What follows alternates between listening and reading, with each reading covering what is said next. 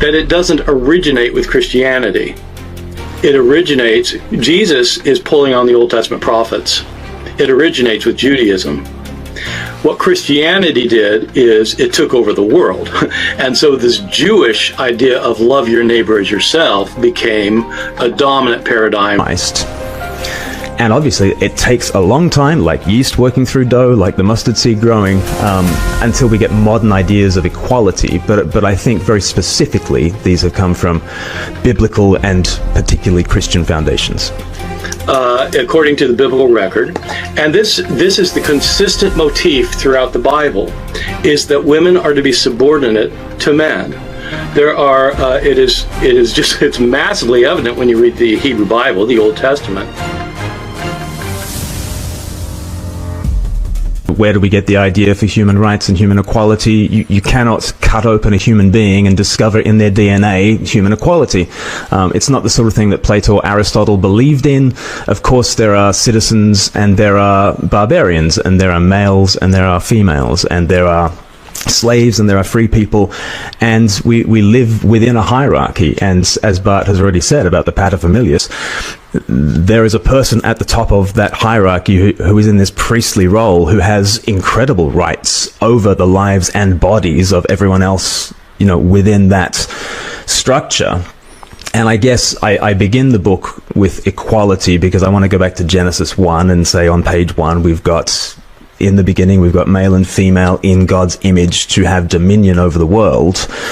And I think that's a radically different creation account to the ancient Near Eastern accounts, to the Greek and Roman myths, to the Egyptian myths, in which there are chaotic forces at play and humanity are made as slaves for the gods. And in Genesis 1, you've got humanity as having dominion. It's God's world, but he puts humans in charge. So you have this incredible dignity that is given to the human person. And one of the people I reference in the book is Celsus in the 2nd century, a great critic of Christianity, who talks about the radical error of Jews and Christians. And radical error number 1 is this Hebrew idea that God uniquely blesses humans. Why should that be the case? Mm-hmm. But that radical error is compounded by the Christians who come along and say, not only does God uniquely bless humans, God uniquely becomes human in the person of Jesus. And so you've got this foundation for humanism in God the human. And no wonder you can get the Apostle Paul coming along later in Galatians and saying there's no male, nor female, slave, nor free, Jew nor Gentile, because we're all one in Christ Jesus.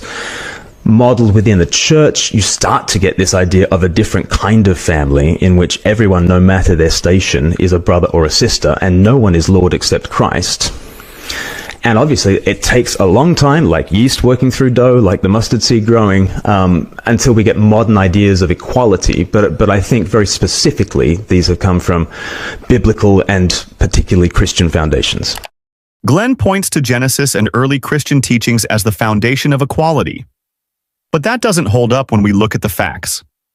The Bible, both Old and New Testament, clearly supports slavery, patriarchal dominance, and the subordination of women. In Exodus 21, slave ownership is explicitly regulated, not condemned. In the New Testament, Paul tells slaves to obey their masters. He doesn't call for abolition. Women are told to remain silent and submit. This isn't hidden. It was used to justify inequality for centuries. Christian empires ran the transatlantic slave trade. The church opposed women's suffrage. Even the idea of consent in marriage wasn't accepted until secular law overrode religious norms. The real turning point came during the Enlightenment.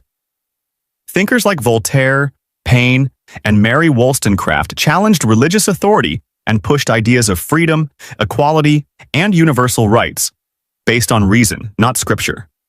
So no, modern human rights didn't come from Christianity. They emerged in spite of it, through centuries of struggle against the very hierarchies religion helped build.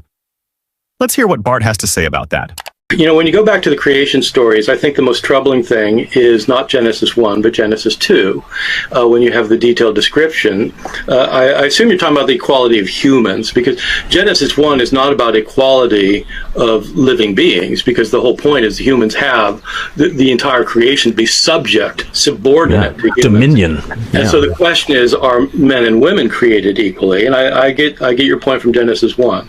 When you have the account in Genesis 2 about how it actually happens, God first makes Adam and makes Adam a living being, and then Adam needs a helper, and so he creates all the animals, and these are to be his helpers. But it turns out there's no one suitable, so he makes a woman out of the man, an isha out of the ish in Hebrew, and she's to be his helper, his helpmate. That's why she exists. He does not come into being to help her. She comes into being to help him, and then she leads him astray, according to the biblical record. And this is the consistent motif throughout the Bible, is that women are to be subordinate to men. There are, it's massively evident when you read the Hebrew Bible, the Old Testament. And when in the New Testament, where you have somebody pick up this story from Genesis 2, it's in 1 Timothy chapter 5, where the author, claiming to be Paul, says that women are not to talk in church. They're to exercise no authority over a man. They're to be subject to men, because Eve was misled, not Adam. And this is what happens when women teach. They get misled by the devil and they lead the man astray. You get a similar thing in Paul himself in 1 Corinthians 14 about women are not to talk in church. So it's true that Galatians does say that in Christ there's no male or female or slave or free, and that's absolutely true, and it's absolutely important that he says that. But the two key words are in Christ. What he means is that everybody equally gets salvation. But Paul does not think that they are equal in the church. He tells the women in Corinth that they are to be subject to their husbands, just as the husbands are subject to God. And so the husband is their God. And so this is not equality on any social level. And if you look at the history of Christianity, I don't think anyone would look at the history of Christianity through late antiquity or the Middle Ages into the Reformation and would think that Christianity supported equality for all human beings. They simply didn't. It's not until the Enlightenment that comes about. And the people who developed this in the Enlightenment were not always Christians. In fact, most of them weren't Christian in any sense that you would recognize. And so you have I would agree, you have kind of the roots there. You have the roots in also other forms of ancient thought, though. I don't know if you've looked into Stoicism, but in the Stoic world also you have various traces of this. And so the Enlightenment does have earlier traces, but I don't think it's an exclusively Christian concept, and I don't think it's a particularly Christian concept, because in fact Christianity supports subordination, not equality. Okay. Glenn, go ahead. Okay, yeah, we might need the 7 hours. Okay. So the fact that Adam comes first within the Genesis narrative means that he is more primitive, because we go from very simple things in Genesis to much more complex things. And in terms of Adam, we go from dust to man to woman. And if Adam is the head of creation, Eve is the crown. And so I think if you just follow literarily what is going on in Genesis 1 and 2, you don't get the sense of Eve being a lesser, but actually a more developed creature than Adam is. And the fact that she is the helper, the Ezer, is that, God is most commonly spoken of as our help, in that we cannot live without him. We need help. We desperately need help. And so the helper does not mean it's a diminutive role at all, I would say. And then it's interesting where does the feminist impulse come from? And you have said that Galatians is very important in that. I would say the treatment of women by Christ was radically countercultural in the day. that the marriage and family program, as Joseph Henrich has put the sort of the early church sexual ethic of the day, was radically equalizing in terms of its expectations of men and women. I get into this in my consent chapter, that if the sexual revolution of the 1960s equalized the sexes by saying women can be as freed as men have always been sexually, the first century sexual revolution was basically men must be as restricted as women have always been. And in a sense, very, very few things I would say have ever been as liberating for women and children than that first century sexual revolution, in which men are utterly restricted to the levels of modesty and chastity that were always expected of women. And I'm not saying that in the first century we have a fully blown sense of the UN Declaration of Human Rights or of any of that, but I am saying that exclusively and particularly it is a Christian understanding that is developing. And then when you get into the idea of, did these ideas come from the Enlightenment? I tend to think that that's more a creationist narrative, that sort of out of nowhere has come these ideas of equality without a backstory. And I would just encourage people to be more evolutionary in their thinking, in a theistic sense, that actually what was developed through the Enlightenment and on into the modern world were foundationally Christian views that I don't think you would get without those Christian foundations. I mean, what do you just quickly say to the Bart saying the concept of equality was also floating around in Stoicism and other ancient forms of thought and philosophy? Perhaps it was just Christianity that kind of was the vehicle that really, took it forward eventually because of the triumph of Christianity. But do you think it was there otherwise, Glenn? You can point to all sorts of things that we look back now through glasses and through a prism that can point out things in all sorts of pre-Christian and non-Christian cultures that we can applaud, including any traces of equality that we see in Stoicism. I guess my question would be, why are we looking for those particular things? And I would say that the reason we're looking for those particular things is we're coming from an irreducibly Christian mindset that is looking for those particular things. So can I respond to some of that, Justin? Please. I mean, I don't think it's irreducibly Christian, because if you're going to do an evolutionary model, of course, Christianity came out of other things too. It's not really fair to isolate Christianity, for example, apart from Judaism. And so you could just as well write the book saying that it's not a Christian model, it's a Jewish model.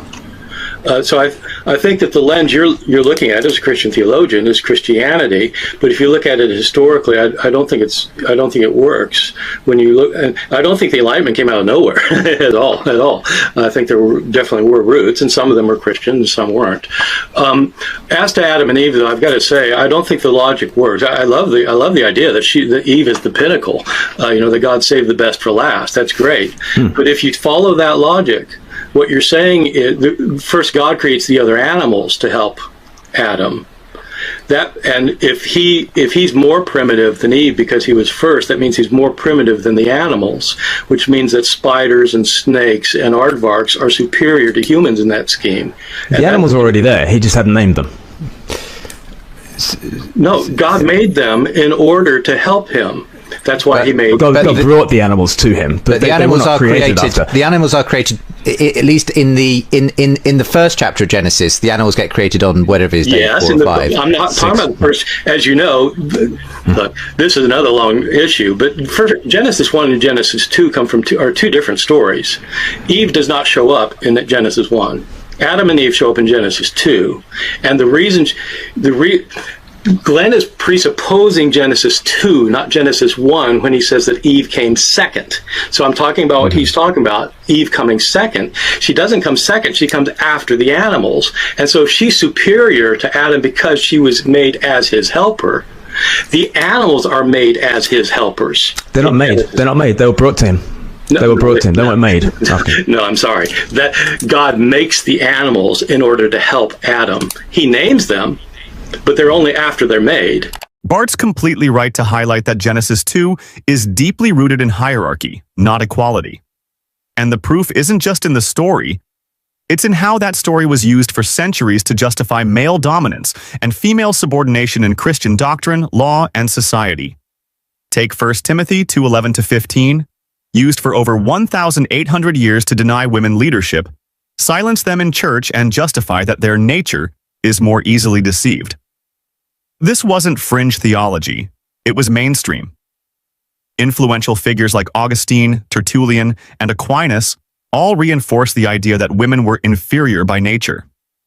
Aquinas even wrote that women are defective and misbegotten men, a conclusion drawn straight from Christian interpretations of Genesis. The idea that Jesus introduced gender equality doesn't match the facts. There's no gospel record of Jesus calling for the end of patriarchy or slavery. He didn't challenge the legal inferiority of women, or say anything about women's rights to divorce, own property, or testify in court. Things women in Roman society were often denied. Glenn's claim that the early church equalized sexual expectations between men and women is misleading. The early Christian sexual ethic wasn't about freedom or fairness. It was about control, especially over women's bodies. Church fathers idealized virginity and celibacy, especially for women, and viewed sex even in marriage as suspect. Jerome, one of Christianity's most influential thinkers, said, "Nothing is so unclean as a woman's body." That's not a foundation of equality. That's institutional misogyny. And the idea that Christianity slowly evolved into modern human rights is revisionist. Real legal equality and consent laws didn't emerge from churches. They were won against the churches by secular thinkers during the Enlightenment. The Enlightenment didn't come out of nowhere, but its core principles, freedom of thought, bodily autonomy, equality before the law, often clashed with Christian orthodoxy. Thinkers like Spinoza, Hume, Voltaire, and Paine questioned divine authority and rooted human rights in reason and shared experience, not in divine revelation. That's where real equality began to take legal shape. Christian institutions resisted these ideas, sometimes violently. And even the idea of consent in marriage. The church didn't teach that marital rape was wrong until the late 20th century. In fact, marital rape was legal in most Christian countries until feminist, secular movements challenged the doctrine that wives owed sex to their husbands, a view grounded in centuries of Christian theology. So Glenn's idea that Christianity planted the seeds of equality just doesn't hold up. What history shows is that Christianity institutionalized hierarchy, and that human equality had to be wrestled out of its grip by people brave enough to question its authority. Let's start with you here. Why do you believe that Christianity did give us that sense? And then we'll see what Bart has to say. I think there is kindness and there's compassion in all sorts of pre-Christian and non-Christian cultures. So it's like I don't want to be heard to say that Christianity has a monopoly on kindness, on tender-heartedness, on love. But I think there is something unique about the highest becoming the lowest on the cross, in order that we, the lowest, might be brought into his hospitality. You know, if the way of all nature is the survival of the fittest and the sacrifice of the weakest, the Christian story is the sacrifice of the fittest, Christ, so that we, the weakest, might survive.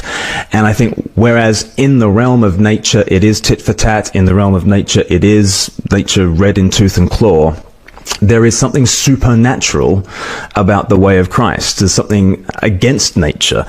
There is something that says, I will protect the weakest. And obviously it was something that a critic of the church like Nietzsche hated. He saw the cross as the transvaluation of all values. Because, of course, nature teaches us that the weak, the low, and the botched should perish, and we shall help them to do so, he says in the Antichrist. And therefore, Christians have always, he thought, stood in the way of a proper humanitarian ideal. And the proper humanitarian ideal is we can all fly off to become Ubermensch. We can all fly off to greater heights of humanity if we let the poor, the weak, the low, and the botched, as he called them, perish, so that we can, evolve to a higher degree. I think the revulsion that we feel at that sentiment is a particularly Christian revulsion, and it is born of some particularly Christian intuitions. I think we've been looking at a picture of the Lord on the cross for thousands of years, and we have held that up as our image of what it is to be great. And whoever will be greatest among you must serve, and the first shall be last, and all that kind of stuff that Jesus taught. I think we have been formed, whether we've been to church or not, all of us have been formed by an image of greatness in sacrifice, and even shameful sacrifice on the cross for the sake of the other, which I think gives a bite to a Christian understanding of compassion. And how, just before we come back to Bart, was that, in your view, shown in practical ways by the early Christian church?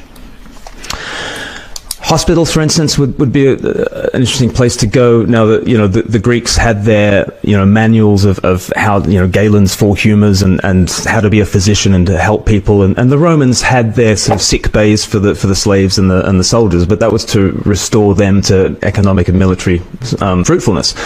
The idea of hospitals for the weak and the poor and the sick who could not afford it became a very much a Christian thing that happened, and there was a cascade of hospitals that sort of happened from the 4th century onwards.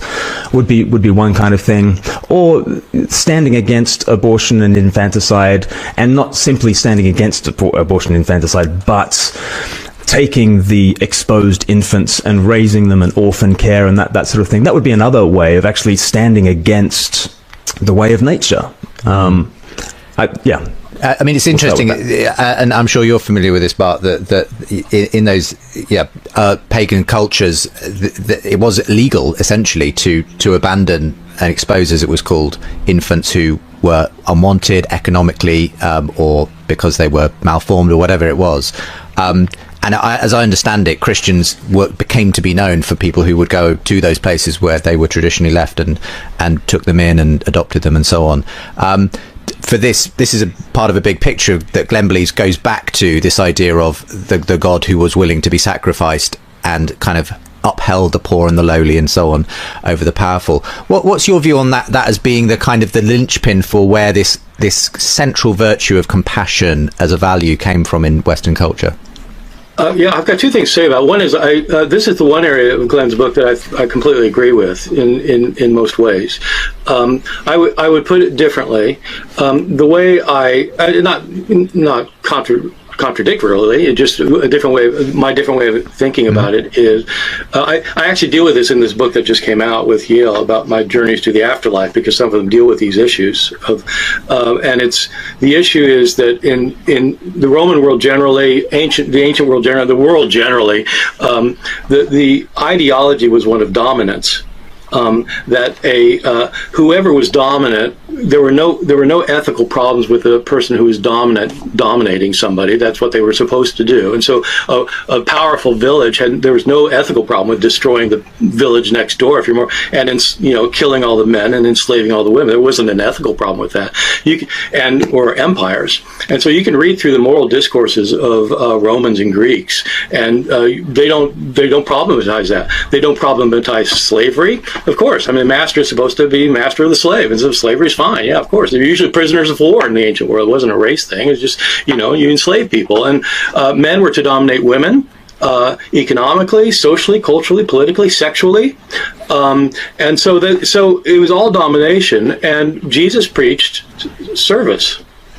And it was completely contrary to what the dominant paradigm was that you're to serve others and to live for and to help the poor. And that's when, in the ancient world, if you had a lot of money and if you had to give some away or you did give some away, it was always to somebody on your same socioeconomic class, or to build a public building, or to put on a gladiatorial show, or something like. It was for your own, to promote your own status. The idea of helping the poor was like unheard of. It's like, are you kidding me? That's a joke. No, you're not going to help the poor. And so I completely agree with that is a paradigm shift. It's not the case that everybody accepted the paradigm. A lot of Christians were going around saying, yeah, Jesus said to sell everything. He didn't really mean it. And so, you get a lot of that. And people are people. But you do get the shift in how preachers preached it. The other thing I would say, though, is that it doesn't originate with Christianity. It originates, Jesus is pulling on the Old Testament prophets. It originates with Judaism. What Christianity did is it took over the world. And so this Jewish idea of love your neighbor as yourself became a dominant paradigm in the West, at least theoretically, because of Christianity. I agree with that. And it's true, you get hospitals and you get orphanages and you get the weird idea that you're concerned about the destitute. Ancient pagans talk about it and they say, what? No, we're not doing that. Bart makes two important points here, and they both stand up to history. First, the idea that caring for the poor and weak was some radical new Christian invention just isn't true. That moral shift began long before Jesus, in Judaism through prophets like Isaiah, Amos, and Micah, who condemned the rich for exploiting the poor and called on the people to care for widows, orphans, and the oppressed. Jesus was teaching in that tradition, not creating something new. Second, even when Christianity became dominant, it didn't consistently follow its own ideals. Yes, some Christians rescued infants, built hospitals, and preached compassion. But these were exceptions, not norms. For most of church history, the poor were still exploited, slavery was normalized, and church institutions amassed enormous wealth while preaching humility. Even monastic hospitals, which Glenn praises, were often limited to serving other Christians, sometimes only clergy, and could exclude the very people Jesus supposedly came to help. The compassion that survived did so because people, not institutions, fought to keep it alive. And let's not forget, many non-Christian cultures also built systems of care. In India, Buddhist monastic hospitals predate Christian ones. In China, Confucian ethics promoted caring for the vulnerable. The idea that only Christianity cared for the weak is not just inaccurate, it's dismissive of the full human story. Bart is right. Christianity spread a Jewish ethic, but it didn't originate it, and it often failed to practice it. The values we hold today, compassion, consent, equality, were won through a long, difficult evolution, often in spite of religion, not because of it. What do you think? Do you believe religion is necessary for morality, or can human values grow without it?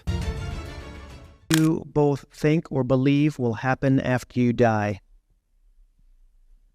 I imagine my wife will get married to somebody else, and actually, she's going to run off with a friend of hers and have a whole bunch of cats. Oh, you mean what's going to happen to me? I don't know. I don't see any reason to think that anything's going to happen to me. Everything that makes me me, everything that we have historically and religiously attributed to a soul that can be identified with a place has a place in the brain. My personality is in my brain. We know from experiments on people who have suffered all sorts of brain damage that you can reset people's personality, their preference, their memories, their ability to make new memories. I'm going to get the name wrong. Vishwanathan. Somebody will know. Anyway, did a talk at one of the religion summits about a split brain patient, hemispherectomy. They can communicate with both halves, and each half has a separate personality and a separate identity and communicates independently. One half, Christian. The other half, atheist. Now, I guess you could argue that when we split that brain in half, there was only enough soul for one side, and the other side just got, shafted. But everything we know about what makes us us, our likes, our preferences, our desires, they're all a product of the brain. Now, a lot of theists would say that there's a soul behind it all, as a puppet master, the ghost in the machine. And yet there's no evidence to support this. And it doesn't make sense in the model. If I suffer severe brain damage and all of a sudden I don't remember the past, I don't remember that I love my wife, I don't like the same foods, I don't want to interact with the same people, and now all of a sudden I believe in God, am I the same person? I don't think so. Haven't we really kind of ended up with a whole new person? I have an argument that I use partially as a joke. It's an argument that demonstrates, according to some traditions, nobody's in heaven, and it's really easy. In heaven, there's no suffering and no sadness, according to some traditions. My mom is convinced she's going to heaven. She's convinced I'm going to hell. I don't know who's going to end up in heaven, but it won't be my mom.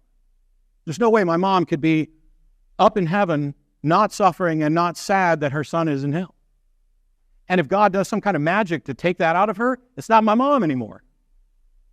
It's a facsimile of my mom. Some kind of robotic worshiping thing that's not my mom. My mom and I disagree vehemently on religious stuff, so much so we don't talk about it anymore because we love each other and we'd like to have a civil, Thanksgiving or Christmas or whatever religious holiday drives me up there to visit and hang out. By the way, we celebrate Christmas, have a big white tree with peppermints and stuff on it. It's awesome. Entirely secular stuff. We're stealing it back because Christianity stole most of those things from other religions. And Easter too, but I'm not that big on eggs and candy because I'm diabetic. But everything that we know about us takes place in our brain. The brain gets damaged. Are you the same person? I don't know.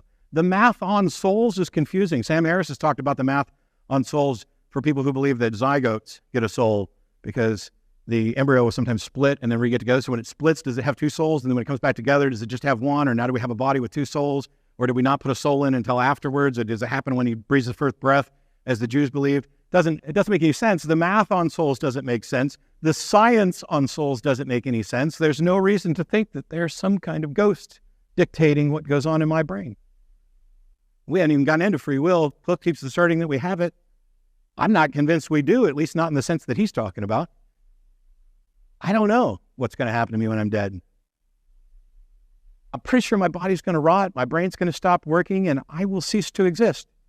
And it didn't bother me before I was alive, so I don't see what'd bother me afterwards. When Matt says everything we are, our thoughts, memories, personality, comes from the brain, he's not just guessing. We have real evidence for that. Brain scans show that damage to specific areas can completely change how a person behaves. People with strokes or brain injuries sometimes lose their ability to recognize loved ones, form memories, or even control their emotions. There's also the famous case of split brain patients. When the brain is divided, each half can act like its own person, sometimes with completely different beliefs. If a soul were running the show, how does that even make sense? Matt brings up a good point about heaven, too. If someone you love goes to hell, but you're not sad in heaven, are you really you anymore? It sounds more like a version of you with your emotions turned off. That's not comforting. It's unsettling.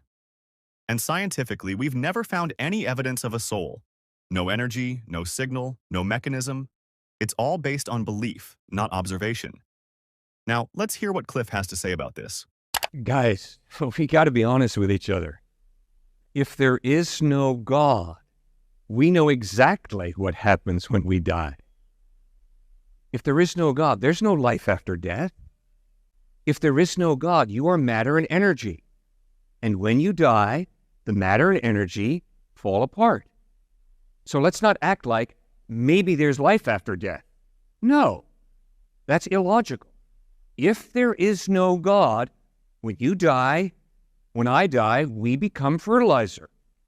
Very logical, very reasonable. But you know what the problem is? The problem is that I've got to do funerals for families that are atheist or agnostic. Inevitably, what happens to me is I'm standing there and they're coming up to me saying, well, maybe, the Great Spirit. Excuse me? Great Spirit? What are you talking about? If there is no God, there's no spirit. There's matter and energy. And when we die, the matter and energy falls apart. Now, don't get scared. Just face reality. Be objective. And don't allow your fears to get you knocking your knees saying, oh, well, maybe. Oh, well, possibly. No. Be rational. Use your good mind. If there is no God, when you die, you rot. When I die, I rot. End of story. Just think about it. Now, there's an alternative to that.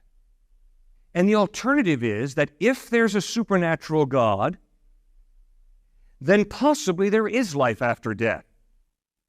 And I can promise you, I would never believe there's life after death because I'm scared to die. That's being a wimp. That's being a coward. Instead, you'd better use your brain and you better start thinking And you better figure out, does the evidence point to there being something more to reality than matter and energy, there being some type of God, or does there not? And then secondly, you better use your brain and you better think real clearly. Does the historical evidence point to Jesus having died and risen from the dead or not? And I can promise you, if you believe there's life after death because you're scared to die, you're an intellectual wimp. And I would never believe there's life after death because I find it attractive. And Matt is wrong. I don't believe there's life after death because I've got this deep longing for life after death. But I'll tell you exactly what I do. If I find that I have a deep longing for something, I look at the evidence to find out, is there any truth to it or not? And if there's no truth to it, I drop it. But if there is evidence to support it, I would be very wise to follow that evidence. Now, why do I believe there's life after death? First of all, because the evidence says there is a supernatural God. And second of all, because the historical evidence is that Jesus was dead, and 3 days later, he rose from the dead. And the people who saw him risen from the dead died not for belief. They died for what they claimed to have seen, the dead Christ risen from the dead. If you claim to have seen something like Matthew, Mark, John, Thomas, Philip, Andrew, Peter, if you claim to have seen the dead Christ risen from the dead, and then you stand before Roman soldiers, and the Roman soldiers say Caesar is Lord and live, or else maintain that Jesus is risen from the dead, and we will execute you for it. And if you stand there and say, I'm sorry, I've seen Jesus risen from the dead, that gives your claim tremendous credibility. So the evidence is Jesus rose from the dead. That's why I'm convinced when he promises you eternal life, if you trust in him, he ain't blowing smoke. He's speaking the truth. Cliff says if there's no God, we just rot. That part is true. What he gets wrong is assuming that's a problem. Just because the idea of death is uncomfortable doesn't make something else magically true. That's not evidence. That's wishful thinking. He also says people died for what they saw, as if martyrdom proves truth. But people die for all kinds of beliefs. Muslims, Hindus, even cult members like Heaven's Gate. Dying for something doesn't prove it's real. It just shows how strongly someone believed it. Cliff brings up Jesus' resurrection like it's a historical fact, but we don't have first-hand evidence. The Gospels were written decades later, anonymously, and contradict each other in key details. That's not strong historical data. It's hearsay. Hitchens was right to say, what can be asserted without evidence can be dismissed without evidence. And so far, Cliff hasn't given any evidence, just emotional appeals and stories written down 2,000 years ago. Let's hear Matt one more time. One is this continued objection to, without God, there's no ultimate meaning. There's no real purpose. Well, I don't know what you mean by real purpose. That seems kind of cheaty. But as far as ultimate meaning, yes, I agree. No ultimate meaning in the existential sense that you're talking about it. And it doesn't matter one bit. The car that I've got out there parked in the parking lot, I've had for a couple of years. One of these days, it's going to rot away. Does that mean it's not valuable now? Does that mean it doesn't have any value to me now? Does it mean there's no purpose? Should I just go ahead and chuck it now? Let's get rid of it. Eventually, it's going to be useless. That's absurd. We all recognize that things have meaning and purpose right now because they are valuable to us. These are properties that we imbue things with and we imbue people with. Do I matter as much to you as your spouse? Bet you I don't, unless it's you. This idea that without the ultimate meaning, or if something is ultimately meaningless, doesn't mean it is always meaningless, or it doesn't mean it's meaningless in every way. This idea about morality, that it's all relative. Actually, I'm a staunch defender of absolute morality. And despite Cliff's straw man, I'm not saying that slavery is immoral because I said so. It might surprise some people to know that while I don't think there's intrinsic value, I think that there is value in people, and that's the value that we imbue them with. This idea that because I said so is the basis for secular morality is flatly absurd. It's the exact opposite of what I just finished talking about how you go through and you build up this system. We are physical beings in a physical universe that follows physical laws. There are truths to be discovered about how our actions benefit us and how our actions harm us. This is simply true. We don't need another mind. This is about the interaction of minds, but we don't need some transcendent mind to dictate what is true. We discover what is true about the reality that we inhabit. God or not, soul or not, we can choose everything on the list that Cliff just talked about being good to each other and building a productive society and caring and loving and trying to end poverty, trying to end oppression, and trying to build a better society. We can do all of that just because it's the right thing to do. There's no evidence for a soul. In fact, there's good evidence against it. There's no evidence, or not enough evidence, of the various God claims that are out there, or not any particular good evidence, at least that I've been made aware of. But I could be wrong. And tomorrow, I could find out that there is a God and that I do have a soul. And it wouldn't change very much for me as far as how I end up living my life, because I've already come to good reasons to do things. I'm open to being corrected on them, but what's going to correct me is reason and evidence, not appealing to a God. And if people ask me, well, what are you going to do if you die and you end up standing before God? Hey, I tried. I used my brain. I followed the evidence where it was. And by the way, if your character is actually accurately depicted in the Bible or the Quran, I don't want nothing to do with you. I'm already morally superior to you. I already care more about people than you do. I know. I've never sanctioned slavery, never sanctioned genocide. Gods have. Do all religions lead to the same God? I don't know. I think it's unlikely. I think they clearly all define God differently. I think you could go right down into the same church on the same pew and get two different people, and they're going to define God differently, and they're going to have different views of God. I think there's as many different religions as there are people trying to practice them. And my concern isn't whether or not they all lead to the same God.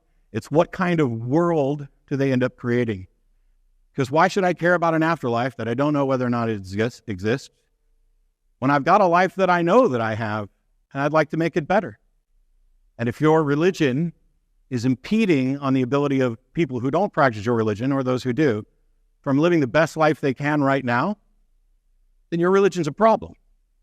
That goes for Islam and Christianity and Scientology and Hinduism and everything.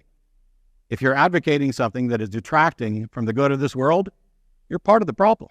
Does being an atheist require the same faith that believing in God does? No, seriously.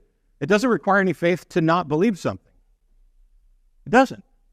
Now, if atheism was this assertion that there are no gods, ooh, I'm pissing people off. If atheism was this assertion that there are no gods, well, then, yes, you might be able to make a case that that was based on faith, or maybe it's not. It would depend on what the basis, what the foundation for that particular belief was. But atheism, in the weak atheism sense of I do not believe this, doesn't require faith. I don't believe there's a Bigfoot. That's not a faith. It's not a faith-based position. I'm not asserting certainty that there isn't a Bigfoot. I'm just not yet convinced. The Bigfoot claim hasn't met its burden of proof. Neither have alien abductions, which, by the way, I'll point out, you can actually go talk to real living people right now who will tell you their alien abduction story. Living, breathing people, you can talk to them. They will have stories that are similar in detail. In some cases, there are multiple people who have supposedly experienced this together. In some cases, the things that people have seen have been entire small towns. And you can interview these people. How many people think that they're actually being abducted by aliens? Not me. And that's people you can talk to right now.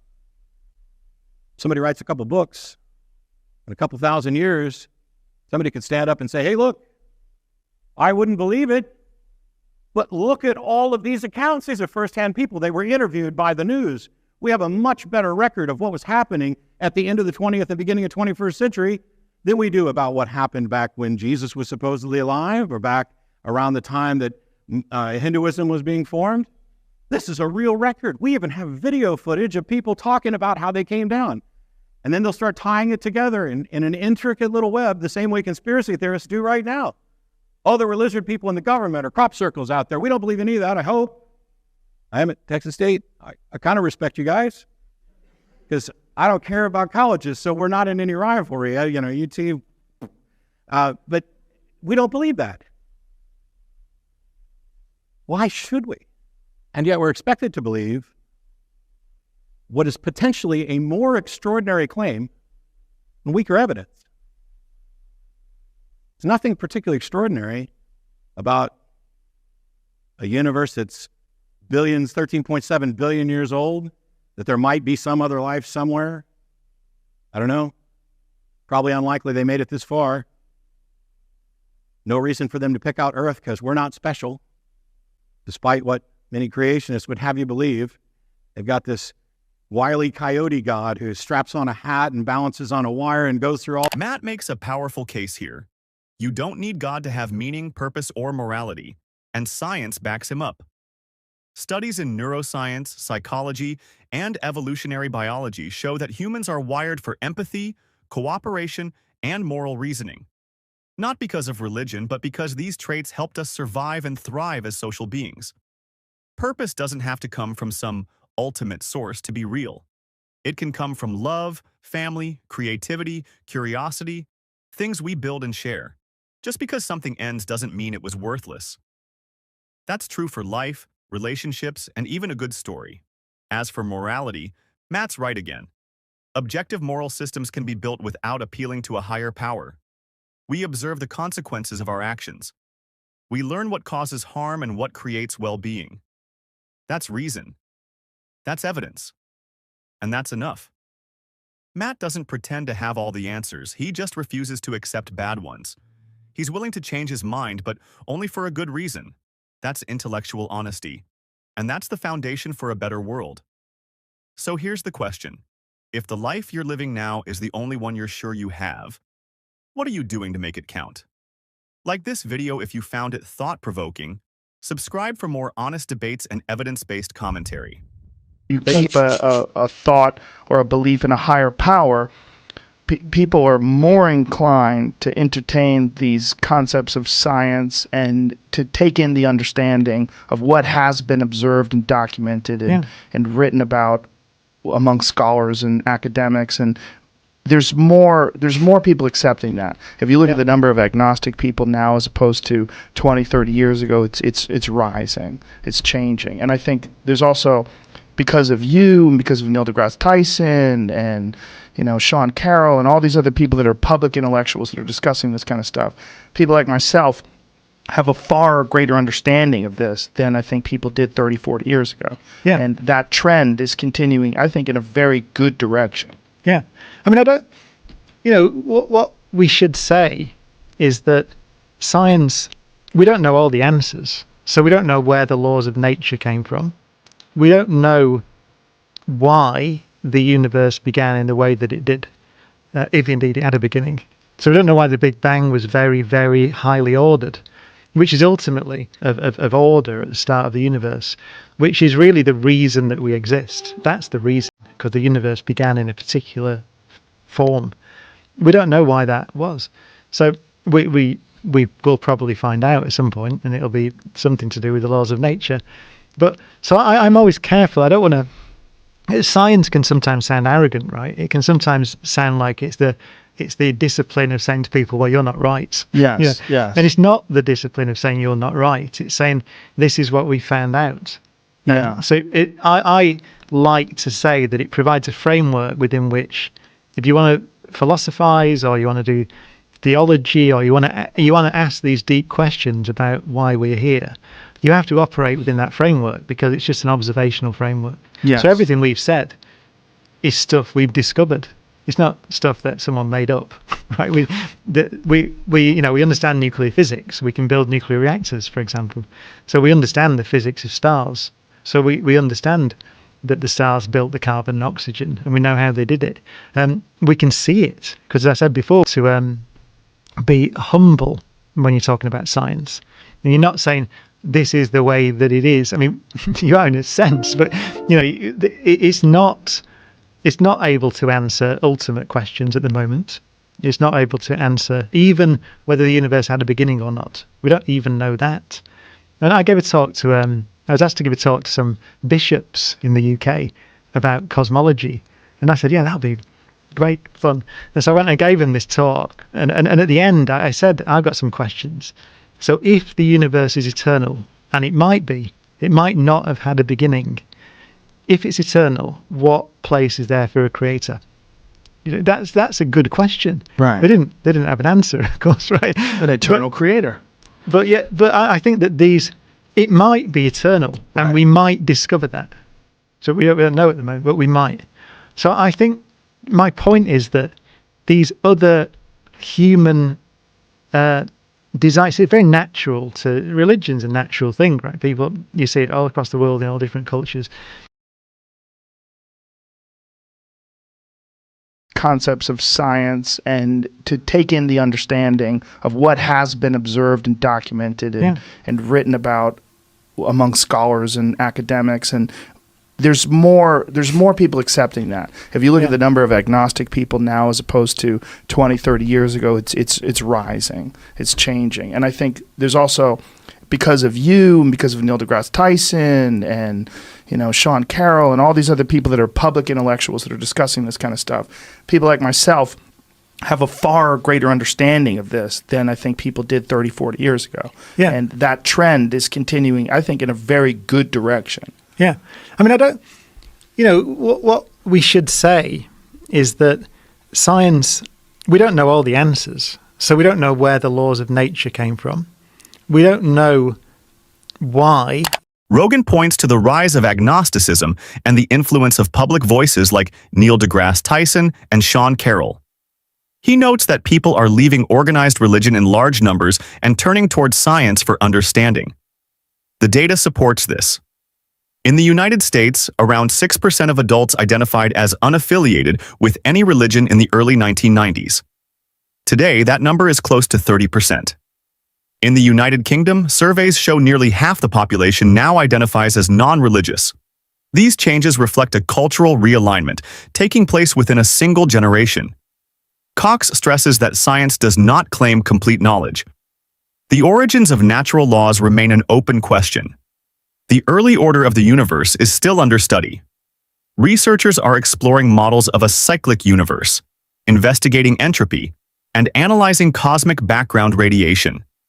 The evidence gathered is concrete. Satellites such as WMAP and Planck have measured the universe's age at 13.8 billion years. Observations of stellar processes confirm how carbon and oxygen, the elements required for life, were created inside stars. Rogan and Cox bring these realities forward. Knowledge advances by examining what can be observed and measured. That's the reason, because the universe began in a particular form. We don't know why that was. So we will probably find out at some point, and it'll be something to do with the laws of nature. But so I'm always careful. I don't want to. Science can sometimes sound arrogant, right? It can sometimes sound like it's the discipline of saying to people, well, you're not right. Yes, yes. And it's not the discipline of saying you're not right. It's saying this is what we found out. Yeah. So I like to say that it provides a framework within which, if you want to philosophize or you want to do theology or you want to ask these deep questions about why we're here, you have to operate within that framework because it's just an observational framework. Yes. So everything we've said is stuff we've discovered. It's not stuff that someone made up, right? We understand nuclear physics. We can build nuclear reactors, for example. So we understand the physics of stars. So we understand that the stars built the carbon and oxygen, and we know how they did it. Cox makes it clear that science does not claim to know everything about the origins of the universe. What it does provide is a record written into the cosmos itself. The age of the universe is established through redshift data and the cosmic microwave background, measured across decades by missions such as COBE, WMAP, and Planck. That faint background radiation is the imprint of the Big Bang, the earliest light still visible today, and it allows us to reconstruct events billions of years back with precision. Rogan presses on whether this reconstruction is possible. Cox explains that by 380,000 years after the Big Bang, atoms had formed. In time, stars ignited, fusing hydrogen into helium, then into carbon and oxygen, the elements necessary for life. This account is not speculation. Particle accelerators replicate the nuclear fusion that takes place inside stars, and astronomical observations confirm it through the spectra of starlight. On this basis, the eventual life cycle of our sun can be projected billions of years into the future. Rogan remarks that science often comes across as arrogant, as if its goal is to dismiss people. Cox responds that the aim is not to correct individuals, but to present discoveries. He describes science as a framework that defines what can be measured, tested, and repeated. Within that framework, people can raise philosophical or theological questions, but the framework itself is anchored in what has been observed and verified. Each point carries practical force. Nuclear physics powers reactors. Relativity keeps GPS satellites aligned to within meters, preventing errors that would stretch across miles. Astronomy tracks the origins of the very atoms that make up blood and bone. These findings are not abstractions. They are knowledge applied, tested, and confirmed repeatedly in the natural world. The exchange between Rogan and Cox maintains an easy rhythm, yet beneath it lies a serious reminder. Knowledge matters only when it can be demonstrated and reproduced. That foundation does not erase mystery. It strengthens progress by ensuring that every step forward rests on something solid. Rogan observes that the ability to chart the birth and death of stars shows a framework with unmatched reliability. A framework that can predict eclipses centuries ahead, explain the structure of DNA, and detect gravitational waves from colliding black holes has proven its capacity. Cox lets the thought linger. The universe is not silent. It carries its record in light, in radiation, and in matter forged in ancient stars. The task is not to invent stories about it, but to pay attention to what it reveals. The question remains for anyone listening. If the evidence is already written into the fabric of reality, what excuse is left for ignoring it? Not saying this is the way that it is. I mean, you are in a sense, but it's not able to answer ultimate questions at the moment. It's not able to answer even whether the universe had a beginning or not. We don't even know that. And I gave a talk to, I was asked to give a talk to some bishops in the UK about cosmology. And I said, yeah, that'll be great fun. And so I went and gave him this talk. And at the end, I said, I've got some questions. So if the universe is eternal, and it might be, it might not have had a beginning. If it's eternal, what place is there for a creator? That's a good question. Right. They didn't have an answer, of course, right? An eternal creator. But I think that it might be eternal, and we might discover that. So we don't know at the moment, but we might. So I think my point is that these other human desires, it's very natural to religion's a natural thing, right? People, you see it all across the world in all different cultures. But I think that in the 21st century, religion needs to operate within that framework. If it's going to operate, there are still great mysteries, and it is appropriate to think about what it means to be human. And I've given you my view of what it means. Brian makes a point that goes straight to the heart of religious authority. Science has not established whether the universe had a beginning or has always existed. Invoking a creator does not explain either possibility. If the universe began, the question of origins remains. If the universe is eternal, the concept of a creator has no grounding at all. Joe adds historical depth. Long before Christianity, thinkers wrestled with these questions. Aristotle described a cosmos without beginning or end. Lucretius spoke of atoms moving endlessly through the void. These were attempts to understand the world through reason and observation. Later, Genesis was enforced as the final word, not because it solved the mystery, but because it gave authority to those who claimed to speak for God. Brian recalls presenting this issue to bishops in the UK. When asked what role a creator could have in an eternal universe, they had no reply. Physics has uncovered nuclear fusion in stars, the formation of elements, and cosmic background radiation. Each discovery builds a picture of natural processes shaping reality without intervention and without appeals to unseen forces. Joe points out that every culture created origin stories. Babylonian, Greek, and Norse traditions each imagined beginnings in mythic form. These narratives shaped identity and power, but did not uncover how the universe works. Observation and evidence now do that work with growing precision. Brian emphasizes that the absence of a cosmic author shifts responsibility. Meaning is not given from beyond. It is shaped within human experience, through history, knowledge, and discovery. Joe leaves a question that lingers. If the universe operates without a creator, what remains of the authority built on claiming to know its source? Where do you stand on this? Do you believe religion is key to moral values, or can we build ethics and compassion independently? Let us know your thoughts in the comments. If this got you ideas, be sure to like, subscribe, and share to keep the conversation going.